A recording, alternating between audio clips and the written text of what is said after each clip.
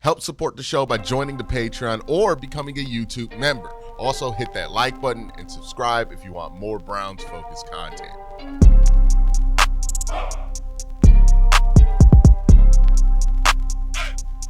So the Cleveland Browns were able to draft Shedeur Sanders in the 5th round.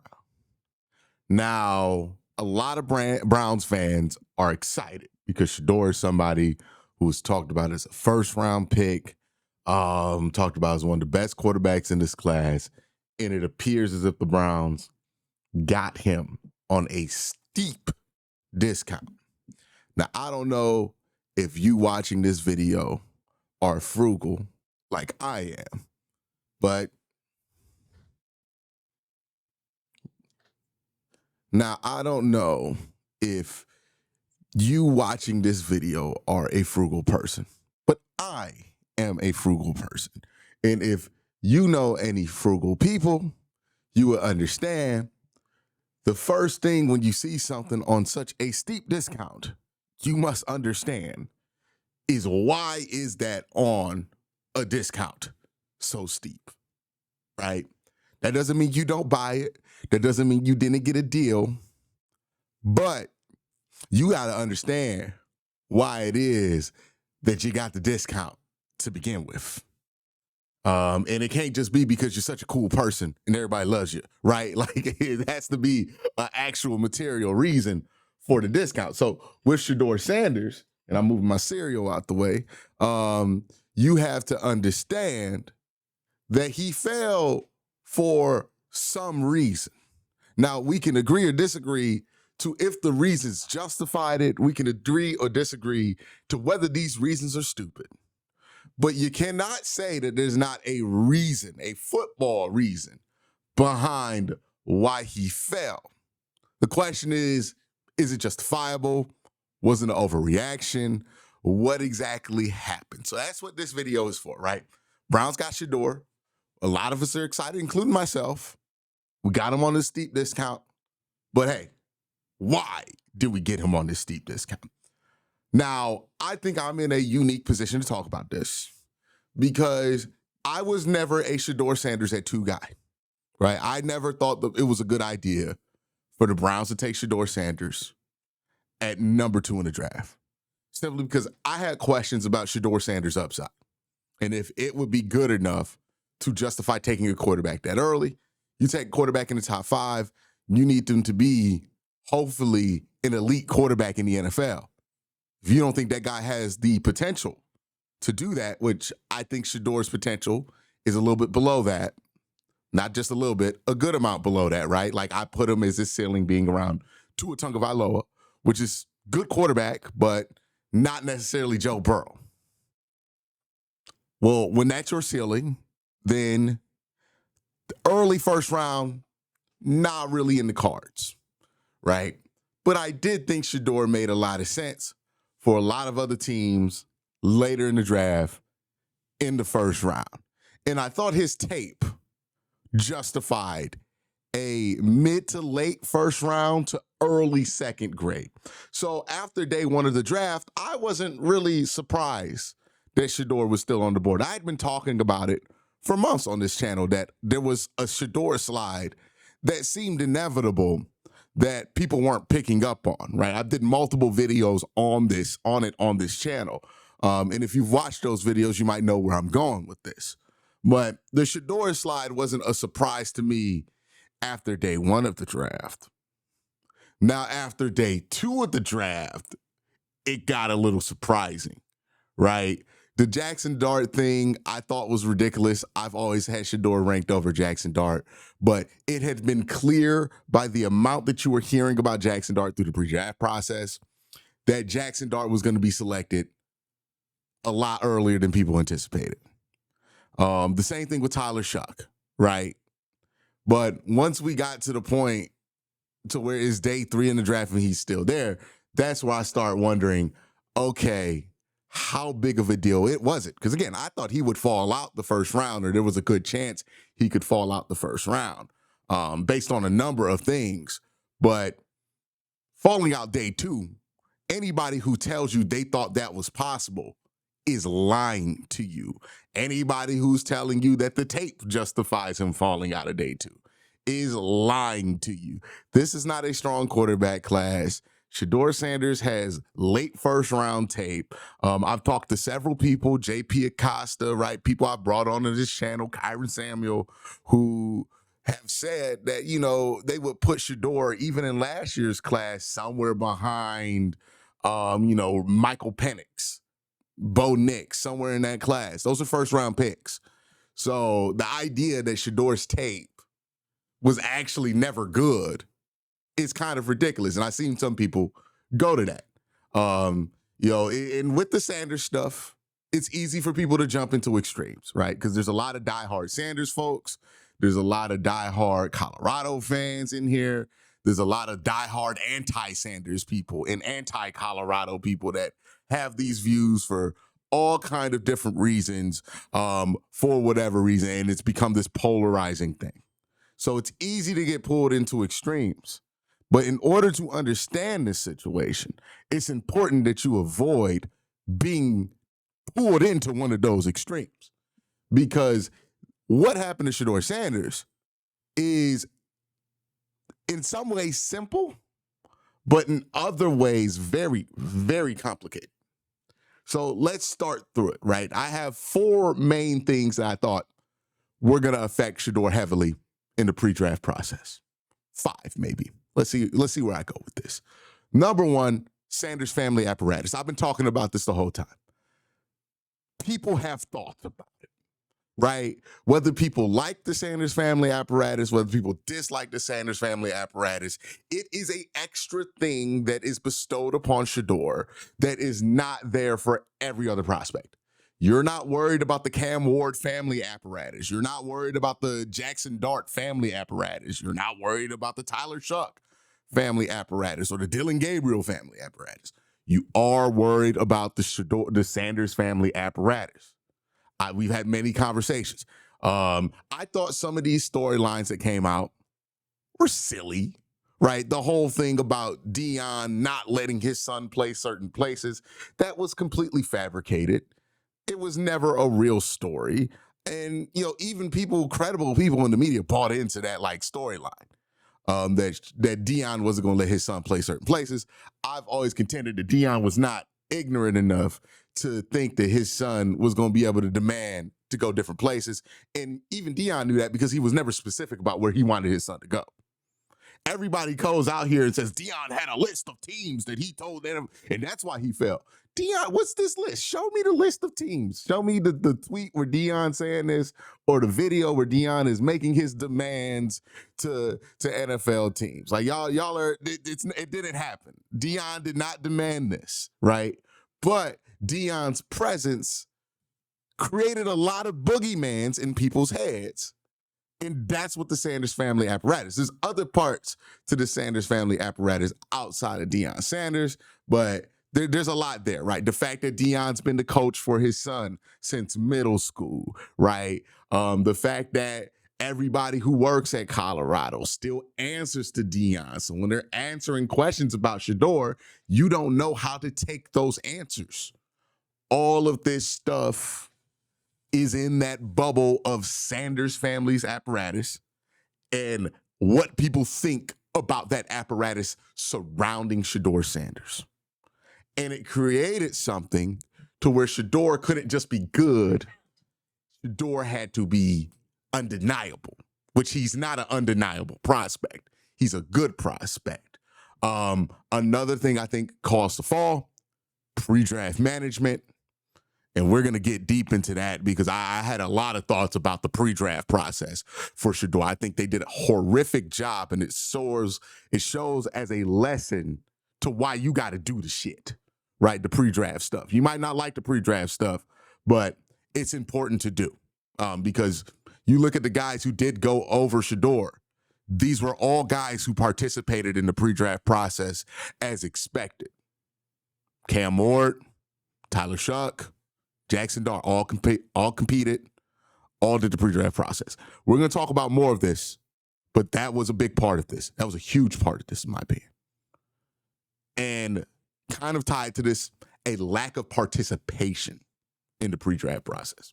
So let's talk about the pre-draft process and how the Sanders family apparatus and the pre-draft management and the lack of participation, all of that kind of bubbles in to Shedeur Sanders falling in the draft more than his tape says that he should fall. And this is not the first time this has happened. If you mess up the pre-draft process, your tape can be amazing. You will fall because they care about this stuff. So here's where we're at with him. First thing I think about with Shedeur Sanders, they choose to do the East-West Shrine game instead of the Senior Bowl. And from everybody I can talk to about this, that decision was made strictly because of the Sanders family apparatus, right? Dion, the Colorado folk, they all wanted to do the East-West Shrine game because the East-West Shrine game is in Frisco, Texas, which is in the same area to which Dion and his whole crew live, right? That was the bowl, the all-star game that was going to give them more control, right? To give the Sanders family more control about how things went down, about what they can and cannot do, what they should and should not do, what they can show Shedeur doing, what they cannot show Shedeur doing, and who Shedeur is working with. You notice if you look at the East-West Shrine roster, there's a ton of dudes from Colorado at the East-West Shrine game. Not really a lot of Colorado presence, if any, at the Senior Bowl, which is the other major preseason All-Star Bowl. Shedeur does the East-West Shrine game, which is not seen as being on par with the Senior Bowl. The Senior Bowl is seen as the main event. The East-West Shrine game, not really up there, right? But Shedeur does it because there's more control there. That was a big deal when it got announced. Now we get to the East-West Shrine game, and something interesting happens, right? The first day of East-West Shrine is just meeting with teams. Shedeur reportedly meets with three teams, the three teams in the top 10, Cleveland, Tennessee, and New England. Was it New England? Am I tripping on New England? Or was it Jacksonville? It was the three teams in the top 10. And after meeting with those three teams, all of a sudden it goes from, hey, Shedeur's going to practice in East-West Shrine. Shedeur's going to throw. Shedeur might even play in the East-West Shrine Bowl, to Shedeur is no longer participating because NFL GMs have requested that he not participate. A lot of people just bought that for what it was when that came out. I remember when I heard that thinking, that sounds like bullshit. That feels like, and this is the thing. I'm not saying Dion's not a good father. I think Dion is an excellent father. I'm not making any assumptions on that. But there's a lot of stuff when you see it, if you're familiar with it, and look, I've been watching Dion's journey as a head coach since Jackson State. I went to the first Celebration Bowl that he went to before Travis Hunter got on team. I've been following this story for a very long time, right? I got a Jackson State sweater that I wore on this show from when I was following them. So I've been following this, right? And there are some things when they come out just reek of the Sanders family. And that story was the first one, was like, that reeks of the Sanders family. Why in the world, if GMs think you're a top 3 pick, would they not want to see you compete in a pretty safe environment in the East-West Shrine game, right? You're not going to get hit during East-West Shrine game practice. It's very low probability of injury in East-West Shrine game practice. And even if you do get a minor injury, you got so much time before now in the draft that it doesn't matter. So why would GMs do that? Especially after the East-West Shrine game, where you did not really hear about Shedeur being a top 3 pick after that. I don't think anybody revisited that. But that was the first sign that something might go awry. Because really what happened was Dion and them pulled a fast one on NFL GMs. They made them come to this East-West Shrine game to go see Shedeur Sanders and go see him practice outside the grip of the Sanders family. And remember, the East-West Shrine game was supposed to be the first time we were going to see this kid be coached by somebody who's not his father. And then all of a sudden, before he gets in pads, You pull them from the process. And that set the tone for the pre-draft process. I called Shedeur Sanders Bigfoot during the pre-draft process. Why did I call him Bigfoot? It was because every time a team tried to get a good look at him, it felt like the Sanders family was going out the way to move the mirror and make the image blurry and make it hard for you to just see what's going on there straight up. And it made you ask a question like, hey, why do they feel like they have to hide all this stuff? Now, I think it's probably because they were trying to anticipate him being a much higher regarded prospect than what he actually ended up being, right? I think the Sanders family went into this thinking Shedeur was undeniable, but he was just good. And that miscalculation makes how you perceive things different, right? It's not uncommon for a top 5 prospect to not participate in an all-star game. Happens all the time. You know, it's not uncommon for a top 5 prospect to not throw at the combine. It happens all the time. It's not unusual for a top 5 prospect to appear disinterested in the pre-draft process entirely. Happens all the time. But the thing is, in order for you to get away with it, there has to be consensus about whether you're one of those guys. You got to be undeniable. If you're not undeniable and you do it, well, all of that stuff gets looked at differently. You not throwing at the East-West Shrine game. Teams not really being able to get a good look at you. It's like, oh, what are you trying to hide now, right? Because you're not undeniable. If you're undeniable, he doesn't want to get hurt. You know, it's different. There's a difference in perception there. East-West Shrine game was the first one where I started to get a read on the fact that there was a difference between how these camps viewed each other, right? Then you get to the combine. And this is when everything starts to go public. Because apparently his combine interviews were horrific. Now, for those of you who don't know, what happens in a combine interview, I know there's some sensationalist stuff written about like some of the more salacious things that have happened in combine interviews, right? Dez Bryant being asked about his mom, whether she worked as a prostitute or not. Like there's been ridiculous stuff out there about what can go down in these meetings.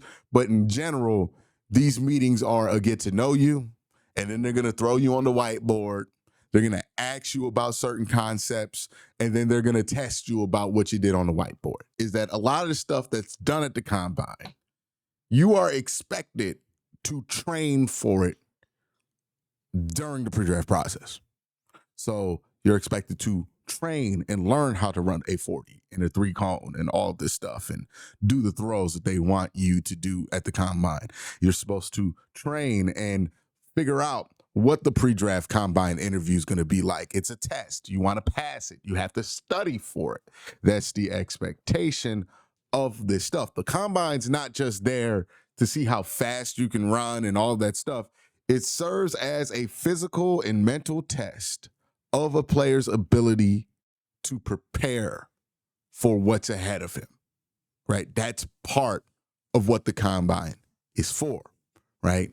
You know, how well did you prepare physically to run the 40? Did you run a faster time than we were expecting? It might not change how fast of an athlete we think you are, but it does say something about your ability to prepare for a task ahead of you, right? Physically. You know, for your interview, they're going to bring up plays and make you answer questions about things and erase stuff from the board. And they want to see your ability to prepare for a mental test when it comes to the whiteboard. And if you want to have an example of what these pre-draft combine meetings are like, Steve Mariucci, John Gruden's quarterback camp, those are pretty good approximations for what's expected of you in your pre-draft visit and in your combine, given the combine's like a 10-minute interview, right? So it's not a whole 30-minute production like Gruden's quarterback camp is, but it's similar along those lines. Ask you some questions about you, ask you some questions about, you know, what they have. They probably ask them, hey, how do you feel about playing, not having your father be your head coach, and then, throw you on the whiteboard, make you draw up your favorite plays, erase it, and then give him a new play to learn, some new terminology, seeing how he does with that. And again, in a situation like Shedeur has, where he has not played without his father as head coach, and the perception is he has been protected by his father being the head coach, how you do on the whiteboard is going to carry a lot more weight than it would for any other prospect, because there's not going to be the benefit of the doubt there, because teams are worried about if you've actually been put in an environment where you can fail as a quarterback, or where you always protected by the fact that your father was the man in charge at every step of your college career. Again, a lot of this stuff kind of all circles in and is combined. But anyways, back to the combine being one big test. If you want to really know what the combine interview is like, I'll link below a video from the Philadelphia Eagles where they posted their whole combine interview with Jalen Hurts in 2020. Combine is one big test, and maybe the numbers matter that you get at the combine from the physical testing. Maybe it doesn't. Sometimes it matters for some guys, sometimes it doesn't. But as long as you demonstrate that you have prepared for all of the things that you're going to be tested at with the combine, then you should end up being good. And what all the reports coming out of the combine demonstrate is that, for whatever reason, the impression was given off that Shedeur Sanders did not participate in that test. He did not seem prepared for the interviews, for the whiteboard section of those interviews. He did not seem prepared to perform physically, and did not perform physically at the combine. Again, if he were a undeniable top 5 pick in the way that Abdul Carter and Travis Hunter and apparently Cam Ward were, then this would not matter as much. But when you are not undeniable and you're just good, well, then this stuff matters a ton, because now coaches think how this guy prepares is going to make a great difference about if this guy can make it to the league and stay in the league. You got undeniable talent. Okay, we'll give you some leeway on that. But if you don't have the undeniable talent and you're not doing the small stuff, well, that'll eat you alive in the NFL. And that's how you get lesser prospects going in front of him, because they gave off the impression that they were more prepared for the task that laid ahead of them. And the combine was another part that confirmed that to NFL teams. There's a certain level of performance that they expect in these pre-draft meetings that Shedeur was clearly not hitting, right? They'll give you homework, they'll give you a playbook. He wasn't doing none of that. He was not participating in the pre-draft process, and certainly not showing that he trained for the pre-draft process. Now, the reason this is going to give teams cold feet, especially at the quarterback position, is the message this sends to teams when you don't do it, regardless of what your reason is for doing it. The message that this usually sends teams is that you don't prepare. And some positions, they can live with that. Ted McMillan went 9th in the draft. He had a whole story pop out about how he didn't watch tape his freshman year. And he admitted this. He plays wide receiver. They don't really care about that. But quarterback, oh, they care about that. So if you're giving off the perception that you aren't preparing, that you aren't taking your preparation seriously, even if it's as performative as it is usually for the pre-draft process, and it is performative, well, that's a horrific perception to give off. That's a damaging perception. You can be talented, but if they don't think you prepare, then all of a sudden they start throwing words out like Jamarcus Russell. And once they start putting that shit on your name, you become toxic. And I think they weren't not aware. I think they were aware that that could happen. But again, the perception I think the Sanders family had was Shedeur's undeniable. They're going to give him the benefit of the doubt in a bad combine interview. They're going to give him the benefit of the doubt if he doesn't work out that much. They're going to give him a benefit of the doubt if we pull him from East-West Shrine game. That was the game that they were playing. They lost that bet because, again, they were operating as if Shedeur was undeniable when he was simply just a really good prospect. And the gap between those two, significant. And what can change somebody from being a good prospect to a fifth-round pick is simply perception. And I think that's what whipped his ass in this pre-draft process. You did not participate in the pre-draft process. That means teams did not feel comfortable about the person they were drafting. And when you get to these later rounds, people either want to feel like you are so talented that it's worth taking a shot on you as a person, or you're such a good person that it's worth taking a shot on you even though you're not that talented. But if they feel like you're not the most talented and they don't feel great about you as a person, then that's how a slide like this happens. Now, I tend to think a lot of this, and again, if you're a Colorado fan or a Deion fan that's jumping onto this channel because you like the Cleveland Browns now because Shedeur is, I need you to understand, I do not dislike Deion Sanders. I do not have a beef with Deion Sanders. But what I am going to be is fair. And what is fair to say is that this process, which you can assume, rightfully so, was quarterbacked by Deion, and the way that Shedeur went through it was horrific and did not account for some very obvious pitfalls that they fell down. Because, and this is a tough place to be, Deion is ultimately Shedeur's father.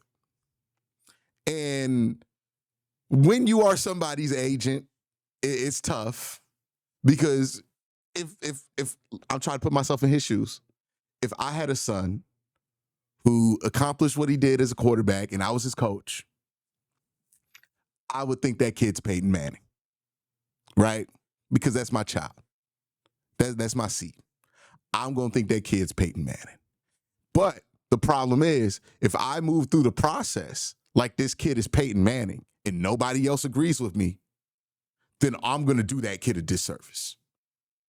And I think Deion, because he loves his son. He's so enamored with his son. I mean, he talks glowingly about Shedeur and has for like 10 years. He loves Shedeur, no doubt about it. Sees the world in him, like any father should.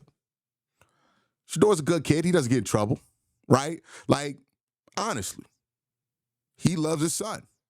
And I think that put him at a place where he thought that Shedeur could handle the process differently, closer to how he handled the process than what was the reality. And I think if Shedeur had like a normal pre-draft coach, right, who made him do the stuff and prep for the combine and prep for these interviews and, do all the prep and participate in the pre-draft process and do the performance that they expect of these prospects, especially at the quarterback position. Again, you could be a defensive tackle and not give a fuck about the pre-draft performance. Nobody's going to care. That's not one where people care about that stuff. But quarterback, it's the most important. So when you look at the quarterbacks who went ahead of him, Jackson Dart, Tyler Shuck, Dylan Gabriel, Cam Ward, all those guys participated in the pre-draft process. Shedeur did it. And that sent the wrong message. And I think the main thing you can look at is, I think Prime put his son on a pedestal that NFL GMs just didn't really think he belonged on.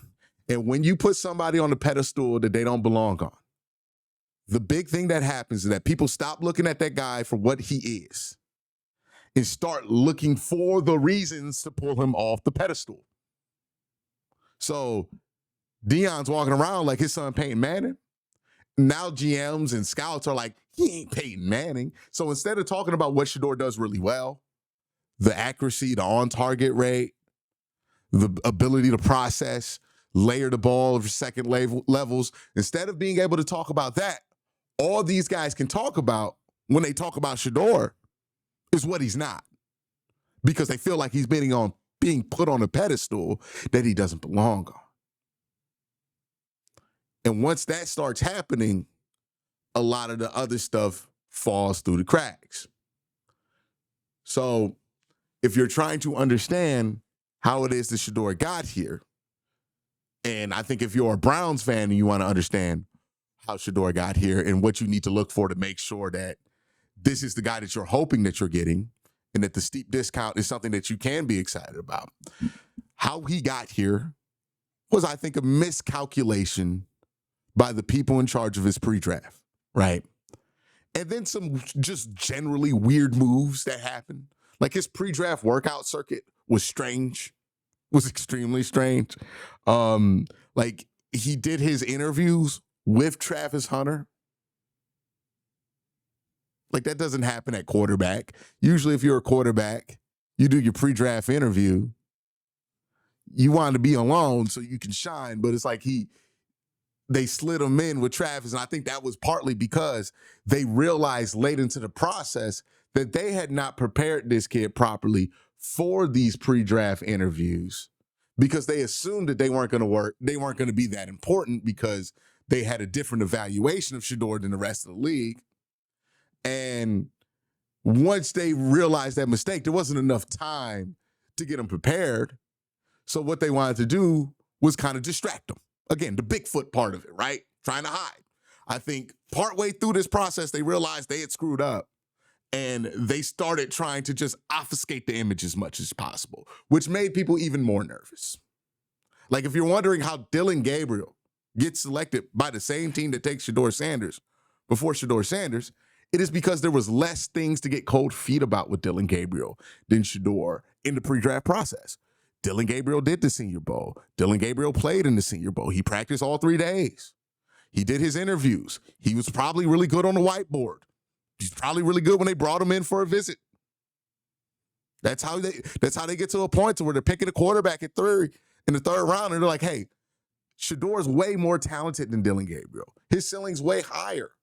But he did none of the pre-draft work. So I'm worried about if he's going to be a guy who prepares in the league.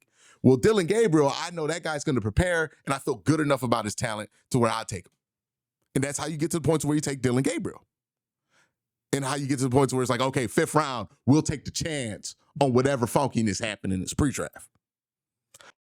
Think about it like this. Let's put yourself in the shoes of being an NFL GM. And let's say, you've watched Shedeur on Saturdays. Maybe you had a scout or two go down there, and you like what you see. And you go down to see more about Shedeur. And the deeper you dig, the more obstacles you find, right? You talk to coaches, and coaches speak so overwhelmingly positive about him that it starts to be questionable. And then you remember, well, Shedeur Sanders is the boss's kid. So what is somebody going to say about Shedeur that is going to be negative? Because again, the whole Sanders family thing, right? Because the boss is the dude's father, like that puts him in a tough spot. So you can't really buy what you're hearing from the coaches. It's not reliable information. And then you go and you try to go see him at the East-West Shrine game, and then he pulls out of that. And then you go and you're hoping the kid's going to throw at the combine, and he doesn't throw at the combine. You get in an interview with him, finally get to get him alone and talk to him, and it wasn't very impressive, actually quite concerning. Then it seemed like he was super prepared for the meeting. And then you move on from the combine and you say, hey, we're going to do top 30 visits. And then you bring Shedeur on a top 30 visit, or you're wondering if you can schedule Shedeur on a top 30 visit, and you're hearing back, then, Shedeur's only going to do top 30 visits with Travis Hunter. And you're like, well, what's that about? It would make you feel very strange. What I compared Shedeur to was a video game that has a really good trailer, but then the release date comes around and they ain't released no reviews, no gameplay, no nothing. And that would make me nervous about spending $70 on a video game. I couldn't imagine how feeling that way about a player in the pre-draft process would make a general manager nervous about using a first-round pick or a second-round pick or a third-round pick on a guy who's supposed to play the quarterback position. A guy that if you draft in the first 3 rounds might be automatically anointed to a leadership position. And it ultimately makes sense that Shedeur went to a team that already drafted a quarterback like the Cleveland Browns, because then that sends the message home clear that Shedeur is not going to be inheriting the leadership responsibilities and that he's going to have to earn everything that he gets with this football team. That part to me, that's the part that puzzles a lot of people. Oh, why did the team that drafted the quarterback go with Shedeur? That's the part that puzzles me the least. That makes sense if these are the concerns that you have. One, because, hey, you don't know. Again, go back to the video game analogy. If you're not confident that what they are selling you in the trailer is what you're going to get when you spend $70, well, you don't want that to be the only bet that you make. Or what I think actually happened in Shedeur was, NFL teams did the equivalent that you would do if you were a gamer and you weren't sure about if this game was going to release in a finished state, which is, wait to see what the reviews are. Let's see what the reviews are, right? We don't got to buy that game day one. Maybe we're going to wait till Christmas until it goes on a significant discount before we take the risk. But I don't know if I want to spend the full $70 or now $80 on that video game. You feel me? That's what NFL GMs did, right?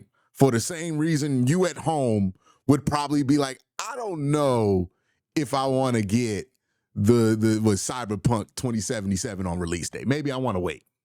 That's kind of what NFL GM said with Shedeur was, hey, we don't want to do this day one because there's been enough concerns through the pre-draft process that the trailers aren't going to match up to what the product is, and that there might have to be significant work done to somebody's mentality in order to get them to the point to where they can be an NFL talent and take advantage of the natural abilities that they do have.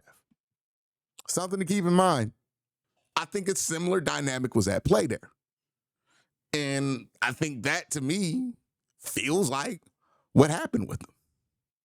Now, the good part for Shedeur is that you are not slotted starting opportunities based on where you get drafted.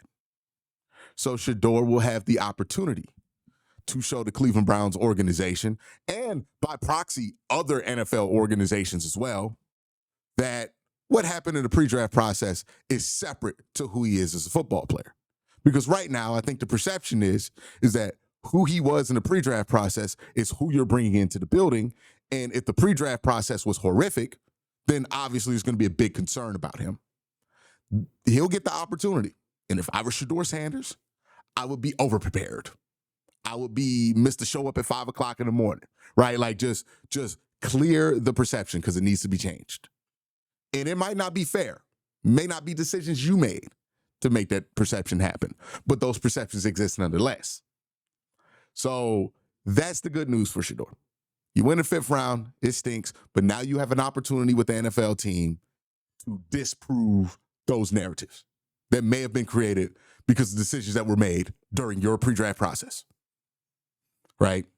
That you are a guy who's going to prepare, that you are a guy who's going to participate in team culture, that you are a guy who is going to do what the program needs him to do, right? And going above and beyond. That's what they look for. The pre-draft process is a lot. The NFL is a brutal institution. All of these things are known, and we can argue all the live long day about if the pre-draft process is necessary. But what it is the steps in a job interview to get hired in the NFL. And for some people, they're so good, they don't have to do it. But for everybody else, you got to do the stuff. And I think a lot of prospects are learning that, not just Shedeur Sanders. There's a lot of guys who fell in this draft process that did not participate in the pre-draft process to the extent that they should have. It happens every year.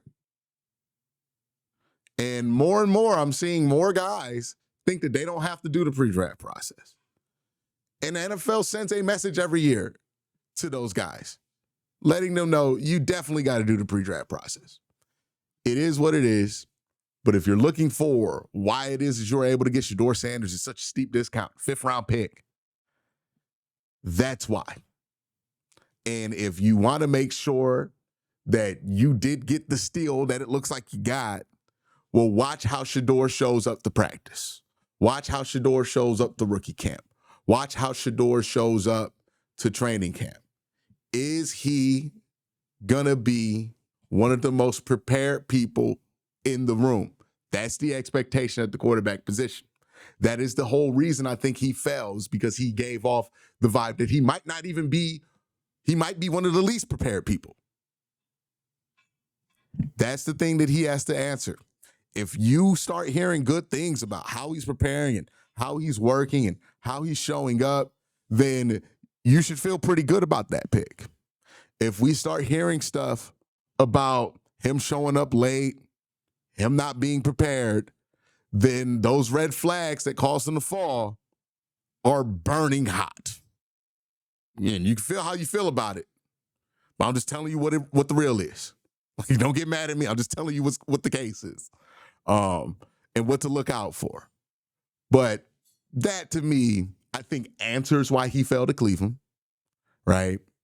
And why it is that the whole league got cold feet on him. We'll see what happens. We'll see how he decides to battle those narratives, and how he handles being outside the Sanders family apparatus for the first time. And that's the beautiful thing about sports and football. It's not going to be it's not going to be theoretical. He gets to go out on the football field and let people know that they were wrong. And if he's right about himself, if the Sanders family is right about him, then everybody wins in this conversation. And if they're not, then the Browns have very little tying themselves to this. So it's not going to hurt us. So that's kind of how you end up where you ended up. If you're wondering why in the world would they get Dylan Gabriel before Shedeur, it's not a mystery to me, right? It's not something I love, but it's not a mystery when you really think about it. Because, again, if you're going to draft a rookie quarterback, the guy you're probably going to want to draft is the guy you feel good about their prep skills, not the guy that gave off the impression that he don't want to prepare for nothing. But the beautiful thing is Shedeur gets to disprove that in camp against the guy that he was drafted ahead of, or the guy that was drafted ahead of him. But y'all let me know what y'all think in the comment section down below. Have a great day. Have you a better night. Peace.